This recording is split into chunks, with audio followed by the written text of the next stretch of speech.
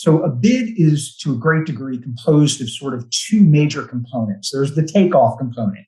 Quite simply, it's the measuring and the counting of things. Yep. I have to go in and if I'm a painter, how big is the wall that I'm painting?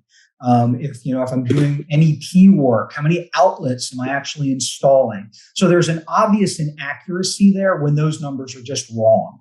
So for instance, it would seem pretty straightforward, but let's say I'm a landscaped architect and I am doing a parking lot that has lots of curved areas. Well, measuring a box, let's be honest, is not terribly difficult. You can get that accurate. But now if you're measuring, imagine a parking lot with curves and arcs and everything like that. And if you basically start measuring it just using a lot of straight lines, that accuracy starts to drift down. And the bigger it is, the more your accuracy starts to go away. So that's the first part, that measuring and counting piece.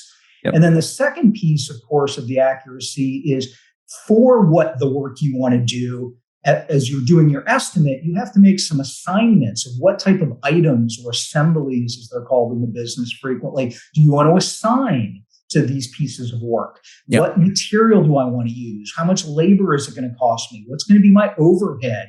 What are some non-measured items, delivery fees, and making sure you're incorporating real numbers, accurate numbers, up-to-date numbers that you can stick to and you can work with also has a huge impact on the overall accuracy of the bid.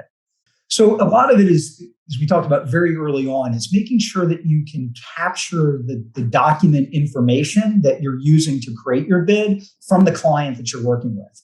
But what you want is your estimating system to work with those solutions. Right. You want to, because those are sort of that's that single source of truth for the latest information. So your client is making sure that information is being posted out there. What you don't want to have to do, certainly this would be the case with paper, is the day you print it, you run the risk that document's out of date.